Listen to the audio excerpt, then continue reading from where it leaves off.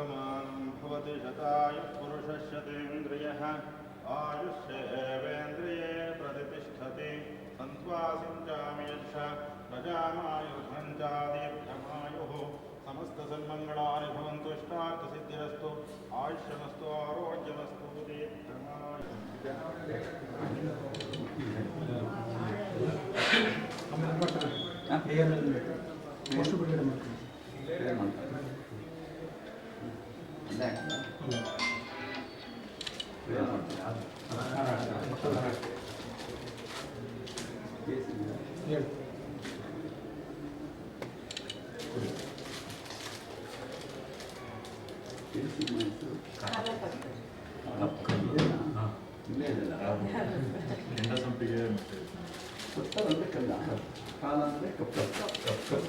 ಎಲ್ಲರಿಗೂ ಹಿಂದಿ ಟೈಟ್ಲ್ ಯಾಕೆ ಇಟ್ಟಿದ್ದಾರೆ ಅನ್ನೋದೊಂದು ಕನ್ಫ್ಯೂಷನ್ ಇದೆ.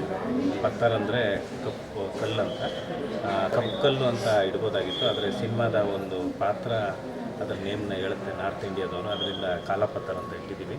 ಇದು ಒಬ್ಬ ಸೈನಿಕನ ಪರ್ಸ್ನಲ್ ಲೈಫಿನ ಕತೆ, ಒಂದು ವಿಶೇಷವಾದಂತಹ ಕತೆ ಅಂತ ಹೇಳೋಕ್ಕೆ ಇಷ್ಟಪಡ್ತೀನಿ. ಧನ್ಯ ರಾಮ್ಕುಮಾರ್ ಅವರು ಒಂದು ಟೀಚರ್ ಪಾತ್ರ ಮಾಡಿದ್ದಾರೆ, ಗಂಗಾ ಅನ್ನೋ ಕ್ಯಾರೆಕ್ಟರು.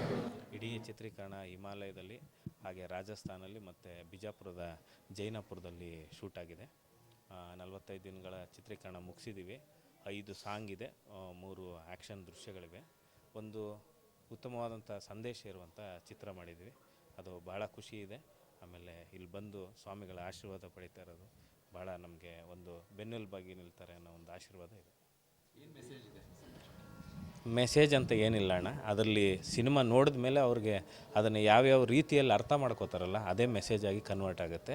ಅಕಸ್ಮಾತ್ ಅವ್ರಿಗೆ ಮೆಸೇಜ್ ತಲುಪಲಿಲ್ಲ ಅಂದರೆ ಆ ಪಾತ್ರ ಅನುಭವಿಸಿದಂಥ ನೋವು, ಸುಖ, ದುಃಖಗಳು ಮತ್ತು ಅವರು ಹೇಗೆ ಆ ಪಾತ್ರವನ್ನು ಈಚೆ ಬರ್ತಾನೆ, ಅದೊಂದು ಇಲ್ಯೂಷನ್ ಆಗಿರುವಂಥ ಒಂದು ಸಂಕಟಕ್ಕೆ ಸಿಗಾಕೊಂಡಿರ್ತಾನೆ, ಅದರಿಂದ ಈಚೆ ಹೇಗೆ ಬರ್ತಾನೆ ಅನ್ನೋದು ಸಿನಿಮಾದಲ್ಲಿ ನೋಡಿದ್ರೆ ಗೊತ್ತಾಗುತ್ತೆ. ಪ್ರತಿಮೆಗಳ ಕುರಿತಾಗಿ ಬಾಂಧವ್ಯನ ಸೆಳೆಯುತ್ತೆ.